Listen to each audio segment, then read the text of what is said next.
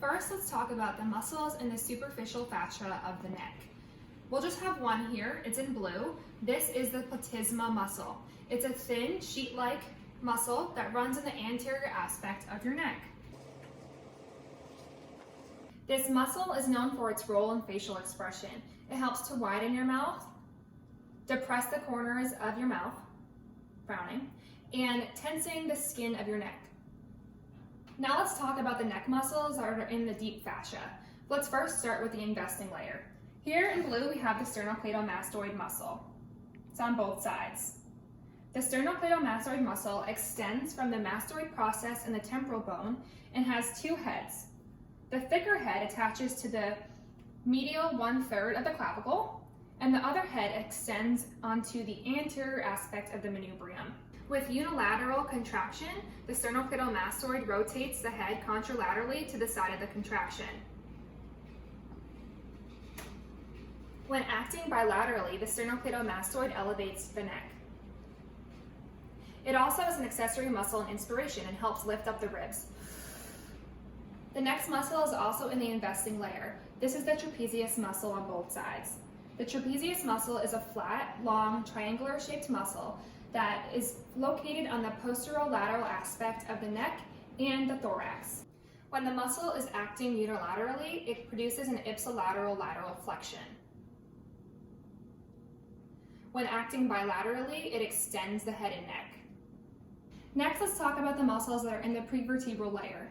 Here we have the scalene muscles, which are located behind the sternocleidomastoid, or deep to the sternocleidomastoid. The first one is the anterior scalene, here in blue. The next one is the middle scalene. This one is the largest and the longest. Then there's the posterior scalene. It's the deepest of all the scalene muscles, and it's also the smallest.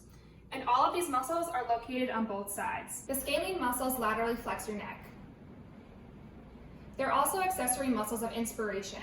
The anterior and middle scalenes lift your first rib, and the posterior scalene lifts your second rib. Another muscle in the prevertebral layer is the splenius capitis muscle. As you can see, it's located deep to the trapezius muscle.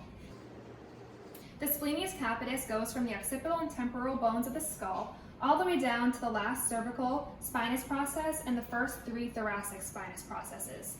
This muscle extends the head and neck forward. It also does lateral flexion and rotation of the head. Also in the prevertebral layer is the levator scapulae. This is a long, thin muscle that you can see is behind the trapezius and also the sternocleidomastoid muscle. It extends from the transverse processes of C1 to C4, and it goes down to the medial border of the scapula. Here it is also on the right side. As the name implies, this one lifts up the scapula. Like this, just for some examples. Now let's talk about the muscles in the pretracheal layer, the muscular division. These are the strap muscles, also known as the infrahyoid muscles. First, let's get rid of the sternocleidomastoid. Here's the hyoid bone, and this is the omohyoid muscle. It extends from the hyoid bone to the top of the scapula, and it helps to depress the hyoid. This muscle is the sternohyoid muscle. It goes from the sternum to the hyoid bone. It also helps to depress this bone. Now let's get rid of the sternohyoids. Here's the thyroid cartilage. This muscle in blue is the right sternothyroid muscle. It extends from the sternum to the thyroid cartilage, and it helps to depress the thyroid cartilage. Here is the right thyrohyoid muscle. This muscle extends from the thyroid cartilage to the hyoid bone, and it's responsible for depressing the hyoid bone and elevating the thyroid cartilage. All the infrahyoid muscles we just spoke about are important in phonation and in swallowing.